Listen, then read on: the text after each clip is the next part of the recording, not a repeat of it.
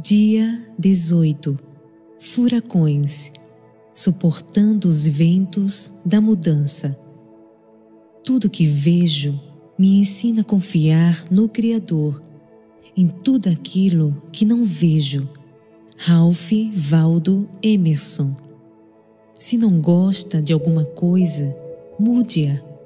Se não puder mudá-la, mude a sua atitude. Não reclame. Maya Angelou. O pior desastre natural da história norte-americana foi o furacão que atingiu Galveston, no Texas, em 8 de setembro de 1900. Estima-se que os ventos tenham atingido a velocidade de 220 km por hora e ondas de quase 5 metros de altura castigaram a ilha. Cerca de 6.000 pessoas perderam a vida e mais de 3.600 casas e prédios foram destruídos. Os moradores da região não tinham o menor preparo para a fúria daquilo que mais tarde seria conhecido como a Grande Tempestade. Depois da devastação que transformou a vida de tantas pessoas, os habitantes de Galveston fizeram algumas mudanças radicais. Construíram uma barreira no mar com 5 metros de altura e 5 quilômetros de extensão para proteger a área. Por meio de barragens e alterações no solo, elevaram a cidade inteira em vários metros. Assim, quando outra tempestade de igual força atingiu a ilha alguns anos depois, os danos foram mínimos, porque a população estava preparada. Quando os furacões da vida nos atingem, devemos escolher como reagiremos. É muito comum haver rupturas em nossos relacionamentos porque estamos completamente despreparados para as tempestades e o estresse que abate sobre nossa vida. Somos atingidos por uma tragédia inesperada ou uma crise que nos tira do rumo. Não podemos impedir que os ventos de mudança trazidos pelo furacão soprem sobre áreas como vida pessoal, casamento, família, relacionamentos e carreira, mas podemos preparar-nos e aprender com as tempestades anteriores. As tempestades chegarão, mais cedo ou mais tarde. A única coisa permanente nessa vida é a mudança. A Bíblia nos lembra: para tudo há uma ocasião certa, há um tempo certo para cada propósito debaixo do céu. Eclesiastes 3, verso 1. A mudança é simplesmente uma parte da vida. Os ventos de mudança vão torná-lo mais forte ou derrubá-lo. No casamento, os problemas e as provações aproximam os cônjuges ou destroem o relacionamento. A doença e os ferimentos físicos podem destruir seu espírito ou torná-lo mais forte que nunca. Na carreira, uma oportunidade perdida pode apagar seu sonho ou inspirá-lo a aumentar as chamas com mais vigor. Tudo depende da sua reação. Ventos de mudança. Como já vimos, a Bíblia aborda todos os aspectos do que significa ter vida em abundância. Sobreviver aos ventos de mudança trazidos por um furacão na vida não é exceção.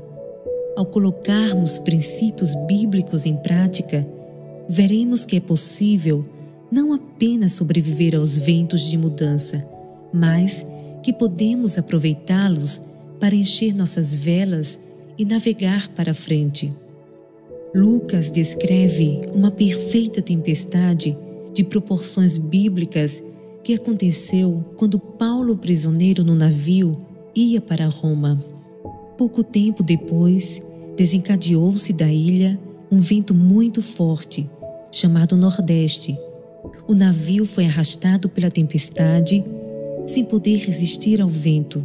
Assim, cessamos as manobras e ficamos à deriva. Atos 27, verso 14 e 15. Na primeira vez em que o navio enfrentou ventos com força de furacão, a tripulação tentou lutar contra ele. Tentaram abrir as velas e seguir pelo meio da tempestade, talvez para encontrar o centro mais calmo, porém logo perceberam a futilidade de seus esforços. É difícil parar uma tempestade em ação. A mudança é inevitável e você pode desperdiçar muito tempo e energia tentando lutar contra ela. Se não aprender a adaptar-se às situações inesperadas da vida e caminhar junto com elas, seu navio será destruído. No meio dos piores ventos da vida, você pode ser tentado a apegar-se ao passado e romantizar como as coisas costumam ser. Todos nós conhecemos pessoas que simplesmente não conseguem adaptar-se às mudanças. O vento muda de direção e elas lutam em busca de segurança. Ficam paralisadas e se apegam às lembranças dos velhos e bons tempos. A realidade é que, se não aprendermos a nos adaptar aos ventos de mudança, nunca desfrutaremos a vida. A mudança é assustadora, incerta e ameaçadora, mas também pode ser sadia, dinâmica, renovadora e necessária. Devemos aceitar o fato de que a vida é uma viagem e que o nosso navio encontrará tempestades em alguns momentos. Permanecer na negação, tentando controlar ou apegando-se ao passado, nunca traz satisfação. A vida não navega ao redor dos ventos de mudança. A vida abundante está nessas mudanças da vida. Alfred Souza observou: por muito tempo, pareceu-me que a vida estava prestes a começar, uma vida real. Mas sempre houve algum obstáculo no caminho, alguma coisa pelo qual era necessário passar primeiro, algum negócio não concluído, um tempo para ainda ser servido, uma dívida a ser paga. Então a vida começaria. Finalmente descobri que esses obstáculos eram minha vida. Vale a pena refletir. Qual época de sua vida você considera mais feliz? Com que frequência pensa nela ou se vê desejando que ela retornasse? Como você compara a época atual de sua vida a essa? A nostalgia tem feito você perder oportunidades no presente? Rota de colisão. Crescer e aprender com as tempestades da vida exige duas importantes ferramentas de navegação. Os capitães de navios que deparam com tempestades no mar aberto sabem que podem navegar contra a tempestade ou junto com ela. A maioria logo aprende que manobrar um navio contra os ventos do furacão provoca a quebra do mastro, como se fosse um graveto, e o esmagamento do leme pelas ondas fortíssimas. Em geral, o melhor é navegar junto com a tempestade, embora isso alcance velocidades assustadoras.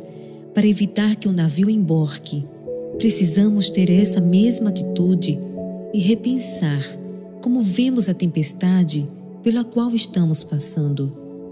Paulo estava acostumado a isso.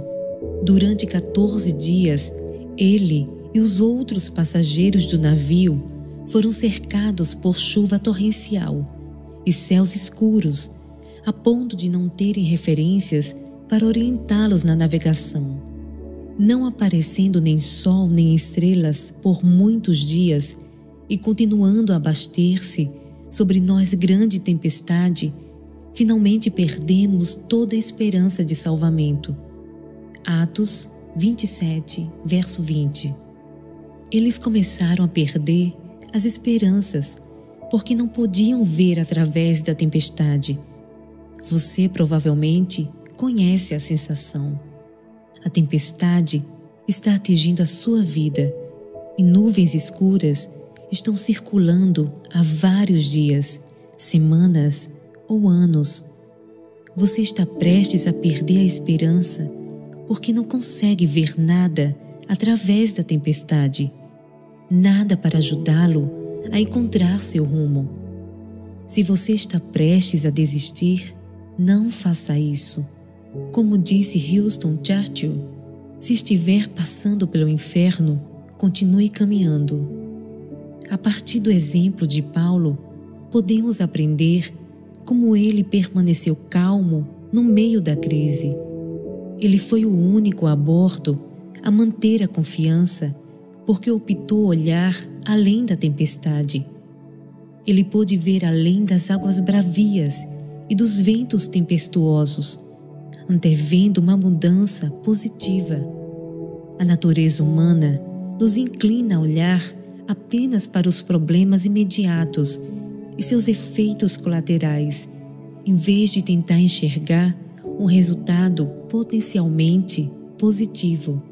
Nós nos tornamos negativos e deprimidos e ficamos desesperados para fugir da dor e do desconforto, em vez de olhar além, na direção dos efeitos de longo prazo.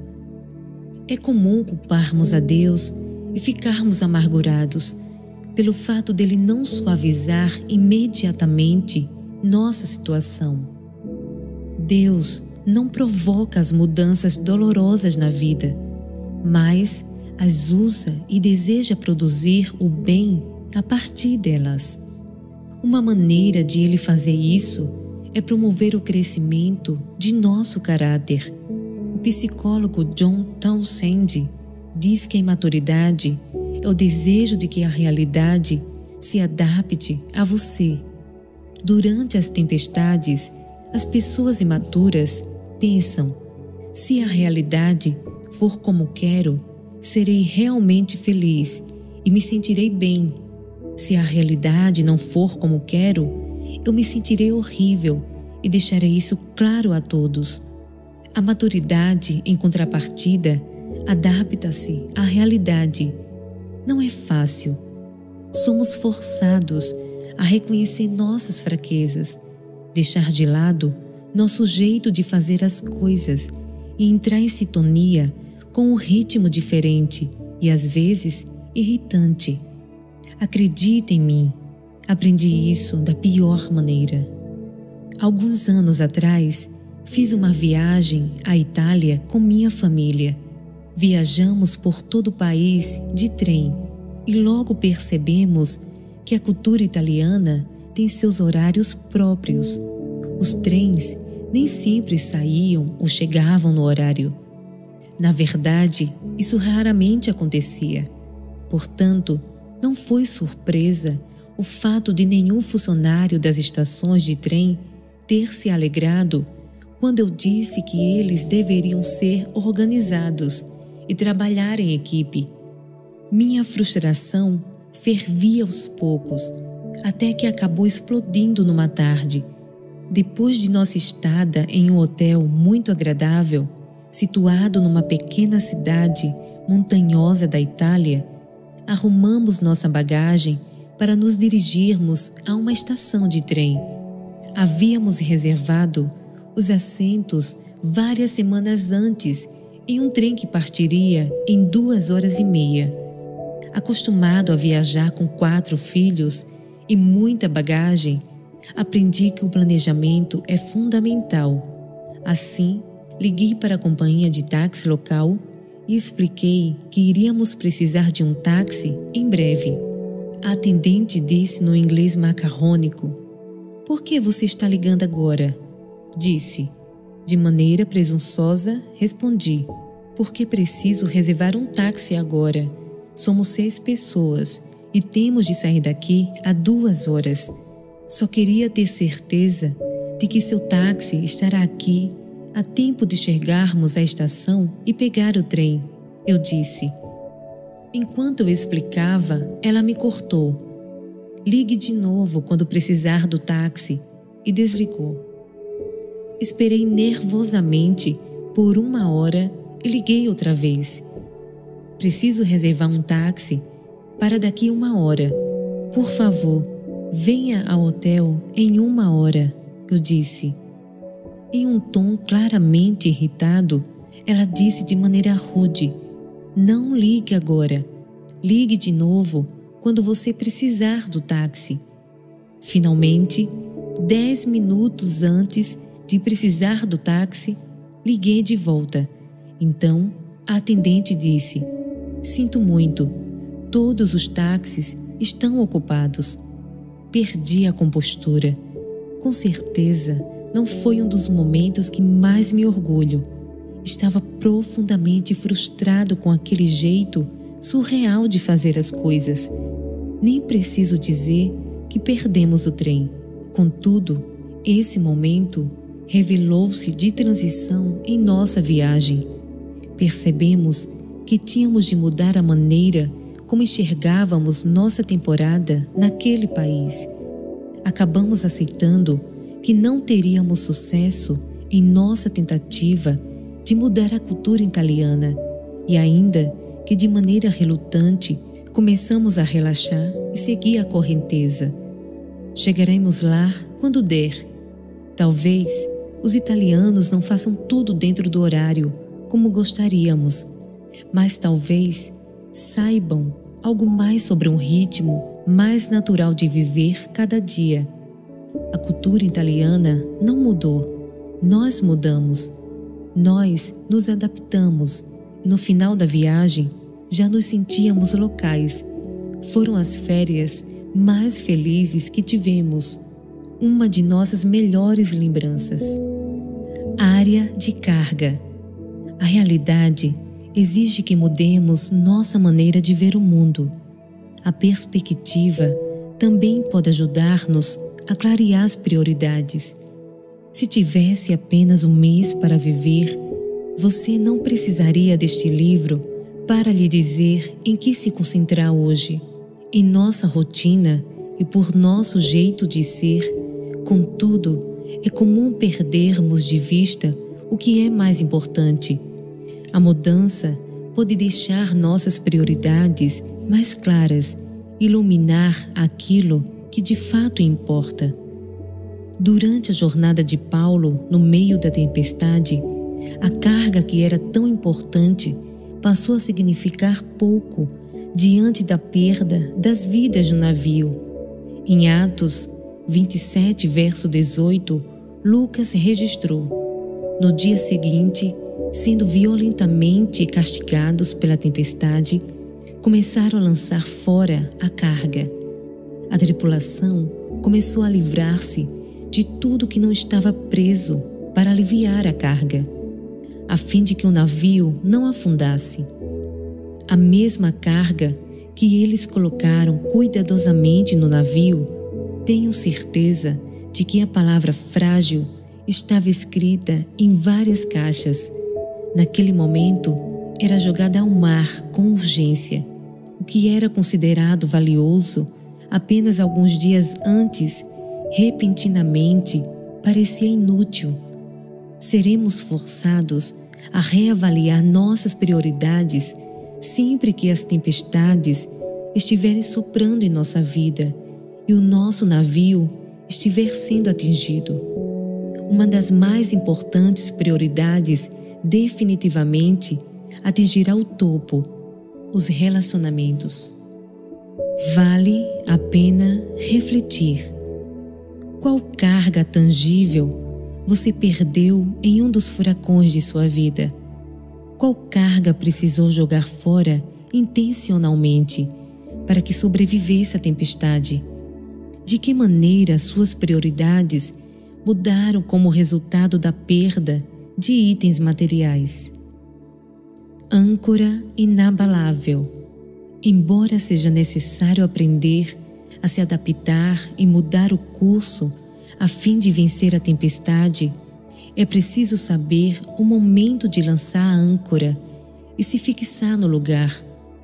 Na história de Paulo, Lucas escreveu: temendo que fôssemos jogados contra as pedras, lançaram 4 âncoras da popa e faziam preces para que amanhecesse o dia.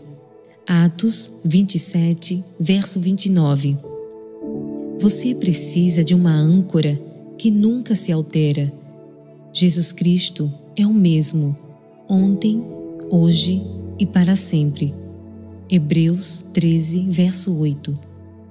Ainda que tudo mude à sua volta, Deus nunca muda. Ele é o mesmo Deus desde os tempos bíblicos.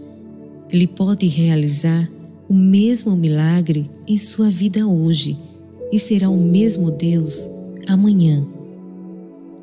Paulo teve confiança durante a tempestade porque sabia dessa verdade e agiu de acordo com ela. Em Atos 27, verso 23, ele explicou: pois ontem à noite apareceu-me um anjo do Deus a quem pertenço e a quem adoro. Deus ancorou Paulo com a sua presença e continua a nos ancorar da mesma maneira, ainda que não vejamos anjos. Quando os ventos do furacão soprarem em sua vida, lembre-se de que Deus sabe exatamente onde você está. Talvez você tenha a impressão de que Deus está em algum outro lugar distante e o deixou completamente sozinho. Ainda que não sinta a sua presença, Deus está com você. Ele está por trás da tempestade, no meio da tempestade, além da tempestade, sempre ali, esperando você, sempre presente. Neste exato momento, à medida que as nuvens se juntam e os ventos aumentam, você pode imaginar que uma tempestade começa a rodear sua vida. Você está com medo, irado, deprimido, ansioso. Você não vê a hora de sair dessa. A tempestade pode exigir que você se desfaça da carga, até mesmo de seu navio, como aconteceu com Paulo. A propósito, todos os passageiros sobreviveram, embora o navio tenha sido destruído. Você pode estar enjoado, molhado, abatido e fraco, mas você vai conseguir. Deus vai ajudá-lo com a âncora inabalável de sua presença. Talvez a principal razão de estar lendo essa página neste exato momento é ser lembrado de que Deus está no meio da tempestade com você. Porque sou eu que conheço os planos que tenho para vocês, diz o Senhor, planos de fazê-los prosperar e não de lhes causar dano, planos de dar-lhes esperança e um futuro. Jeremias 29, verso 11. Não importa o quanto a tempestade seja devastadora, Ele vai ajudá-lo a passar por ela. Tendo Deus como seu navegador, você saberá quando seguir com a tempestade, lançar a âncora e permanecer firme. Para a vida toda. 1. Se você soubesse que tem apenas um mês para viver, qual carga jogaria para fora do barco? Em outras palavras, como simplificaria sua vida? De que bens materiais abriria mão? Quais venderia ou jogaria fora? Quais itens de sua agenda seriam os primeiros a desaparecer? O que o prende a essa carga nesse exato momento? Faça um inventário dos itens de que precisa desfazer-se para que seu navio continue a navegar com tranquilidade. 2. De que maneira sua fé o sustentou durante algumas das tempestades do passado?